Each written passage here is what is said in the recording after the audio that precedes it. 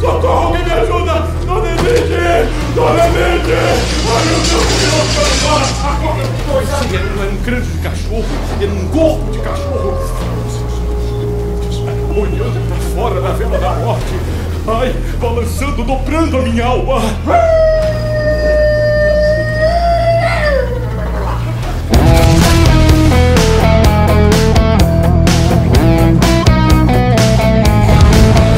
O projeto Mistério de Imavap surgiu, na verdade, através dos produtores Priscila Prade e Marco Griese, que chegou para mim e fez um convite para eu poder direcionar a obra para um outro lugar, não o mesmo lugar que a Marília havia feito nas outras duas montagens. E aí... Até mesmo porque eles que produziram a outra montagem, né? Também, a Priscila, não, né? A Priscila fez parte da segunda. Da segunda, exato. Mas aí o que acontece? Quando o Marco Griese sentou comigo e me perguntou assim, Fajala, quem você chamaria para fazer o Mistério de Imavap? E é verdade mesmo, de verdade. Lá no Baixo Gávea, no Rio de Janeiro, eu falei para ele assim, bom, eu chamaria Luiz Miranda e Matheus Solano. E aconteceu.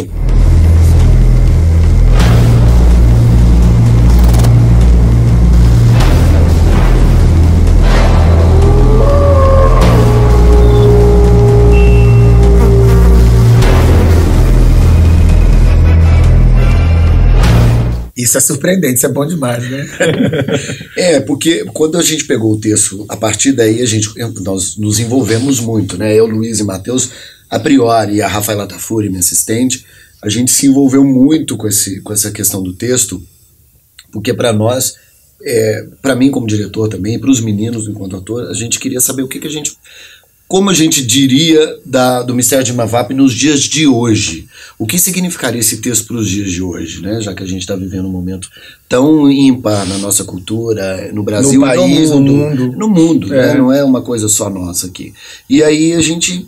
eu sempre falei para Luiz e para Matheus que o texto para mim era como se fosse uma cebola. Que a gente ia descamando essa cebola, as partes dela, e encontrando no intertexto do texto algo que pudesse colocar a gente, não datado como o texto é dos anos 80, e provocasse a gente nos dias de hoje. E tem uma coisa muito curiosa também que a gente acabou descobrindo no nosso processo, que poucas pessoas sabiam exatamente do que se tratava o texto. As pessoas tinham uma ideia do texto muito mais na visão do malabarismo e da gincana que se fazia das trocas de roupa, do que especificamente na história. As pessoas sabiam muito pouco da história, as pessoas lembravam muito mais das brincadeiras, das palhaçadas do Ney, do Nanini, das trocas de roupa, mas pouco sabia-se do texto. E aí foi para nós também muito interessante o Fajala trazendo todas as suas óbvias leituras e as suas influências e tudo, e a gente entendendo também de onde vem as influências do Ludlam. A gente foi descobrindo, nessa cebola que ele fala, as camadas que também estavam por trás do texto, assim, as inspirações em Rebeca, nas outras coisas. E aí, para nós, suscitou também que a gente tinha na mão uma obra que a gente podia brincar de uma outra maneira, né, trazendo o texto um pouco mais para as pessoas e a gente podendo falar um pouco mais do que a gente estava sentindo. E não só nesse lugar, porque eu queria fazer uma homenagem ao teatro, ao ator. Para mim, o Mistério de Imavap, a nossa montagem, é uma homenagem ao trabalho do ator, ao teatro brasileiro. A gente homenageia, a gente faz uma homenagem ao teatro, né?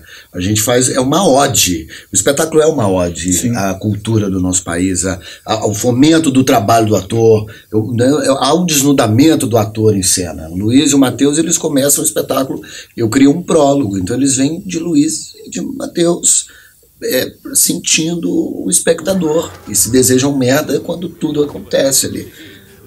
É verdade. Tem uma coisa que eu acho que pra mim ficou muito forte nessa montagem, além da gente ter desconstruído esse lugar que o Imavap vinha e tinha tido nas duas outras montagens, ressignificar também um pouco a obra. Nesse lugar que ele fala da homenagem, mas também nesse lugar do fazer teatral. Né, do corpo do ator, né, rudimentar, do corpo do ator, do trabalho do ator, do que é sacerdócio. A gente vive nesse momento assim, tão difícil para a cultura do país, tão difícil para o nosso país, né, com tantas restrições e com tantos cortes e com tantas coisas horrorosas que a cultura está sofrendo, a gente fazer um espetáculo nesse momento no nosso país não podia ser um espetáculo glamuroso que falasse apenas do teatro nesse lugar, entendeu? Ele precisava, de uma maneira ou de outra, fazer um paralelo com a realidade que a gente estava vivendo. Que fosse levado lá para o interior da Inglaterra, onde se passa literalmente a história. E eu, quando fui abordado pela produção, você pensa, o que você pensa de diferente? Eu falei, eu quero um trem fantasma. Então, antes de falar com os meninos, antes de qualquer coisa, o Trem Fantasma, para mim, era muito latente achar essa obra nesse lugar. Ah, não! Ah, não! Ah, não, Lady Energy! Lady Energy! Como estou? Encantadora, Lady Energy! Eu sei! A plateia compra muito o espetáculo. Nós já estamos há um mês, né? Acabamos de fazer um mês de temporada. Os meninos saem daqui domingo acabados, porque eles fazem 2 sessões sábados e 2 domingos. E a plateia tem uma resposta, e a plateia que vai nutrindo esse trabalho das 2 sessões, né? Eles vão carregando a gente, levando, senão a gente cai. É bonito isso, essa troca, essa comunhão que a plateia tem tido com essa encenação. Eu leio as críticas, eu fico embevecido mesmo, eu fico feliz, porque realmente o teatro, para mim, ele tem que acontecer em cada fase. Aquela montagem do Mistério de Irma Vap foi lá. A nossa tem uma outra roupagem, tem uma outra linha, uma outra estrutura. E a plateia embarca de uma maneira com as quebras, porque eu fiz muitas quebras dentro do espetáculo. O espetáculo é um to-play, eu falo muito para os meninos. O to-play nos Estados Unidos é um jogo, o ator com o ator. Eles podem errar, mas eles têm que se divertir. O espetáculo é isso, e a plateia entra muito com eles nessa questão da diversão. 9.000 espectadores. Uau! E essa semana a gente já vai chegar da casa a 10, gente chega, passa dos 10. Passa dos 10. É muito bacana a gente poder ter uma releitura de uma obra sem essas comparações tão óbvias e urgentes que às vezes uma leitura ou uma montagem tem da outra, entendeu? Eu falei isso pro Fajala quando a gente começou a dirigir, que não me interessava fazer um espetáculo recriado, né, requentado, etc e tal, que a gente tinha que buscar o novo, mas é o novo dentro da gente, não é o novo do ineditismo, do que nunca foi feito, não, mas é pra gente se propor uma descoberta como artista, uma descoberta como ele, como encenador, e eu acho que a gente trabalhou durante 4 meses assiduamente, assim, foram trabalhos muito duros, muito pesados. A gente teve uma coisa que também foi super ao nosso favor, que foi depois da gente ter o espetáculo todo construído, a gente poder ensaiar no cenário antes de vir pro palco. Uma exigência minha. Porque também era muito difícil, né? Mais 4 atores juntos, que é uma coisa incrível. Revelar essas trocas pras pessoas. Puxia, né? Trazer essa carpintaria teatral à tona. Essa palavra é linda, né? Carpintaria teatral. E é muito bacana ver as pessoas comprando essa ideia da gente revelar e não ser para eles uma frustração. Todo mundo fala assim, mas meu Deus, mas tirou as trocas. Não. Tem o momento das trocas. A gente tem também isso, assim, mas num outro lugar, que isso é muito bacana também, a gente poder ver isso num outro lugar, de uma outra maneira, com a proposta. Esse lugar do palhaço, do clown, da palhaçaria, de como o ator pode tocar o espectador num outro sentido e significado. Ele se desnudar dele mesmo. Essas quebras propriamente brechtianas, para mim elas foram tomando um outro significado à medida que vira uma competição desses 2 atores para saber quem vai interpretar mais o outro papel, e vira um corre-corre, uma loucura. Poder pegar a Irma Vap, que Irma Vap é anagrama de vampiro, então uma história de terror, terrir, né, como falam também. Pegar a Irma Vap e poder levá-la um pouco para a África, não fazer ela só americanizada, entendeu? Não é esse vampiro lá, o Conde Drácula do Triângulo da Bermuda, não, essa vampira é uma vampira africana que come as pessoas e rasga, enfim. Então a gente tem um leque de referências. E é muito engraçado isso que você está falando da coisa da vampira africana, porque a gente brinca um pouco, obviamente, com Crepúsculo, porque a gente sabe que tem muita inspiração em vários filmes de vampiro, e a gente viu bastante filme, né, Fajala, sobre isso, a gente ria e se divertia muito. E no último episódio do Crepúsculo, que inclusive a gente dá uma chupada pra brincar um pouco nesse lugar, tem uma vampira africana que aparece para ajudar. Sim.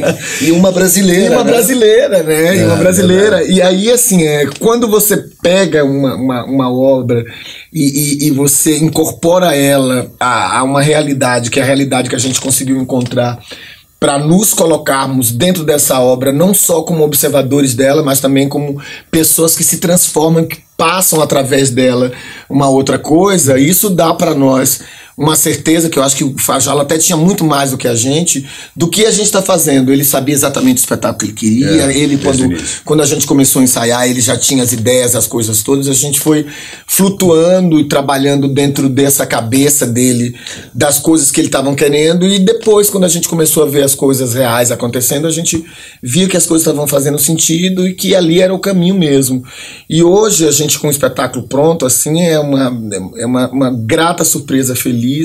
Não só o resultado, os elogios que a gente tem tido das críticas e das pessoas que vêm ver, mas também como resultado do trabalho aprimorado e técnico e bem feito e preciso. Sim. Essa Broadway que a gente chama, bem cuidado, né? Essa Broadway que é de uma exigência de trabalho dele, nossa também, que todo mundo tem esse desejo de fazer um trabalho limpo e puro. E eu acho que as pessoas vão encontrar aqui um espetáculo nesse lugar, assim, um espetáculo com bastante primor, né? E irreverente. Irreverente também, óbvio. Foi um belo casamento artístico de toda a equipe e que agora está em lua de mel no palco e... Nossa! Que lindo! Adorei isso! Adorei! Ai, maravilhoso! Então, parabéns pela ousadia e obrigado pela ousadia de trazer esse texto com todas as suas novidades e atualizações do texto. Parabéns, muito obrigado por estar aqui com a gente no canal Diversão e Arte. Que esse casamento continue e que traga mais sucesso ainda ao espetáculo. E gere mais filhos, né? Claro. Valeu.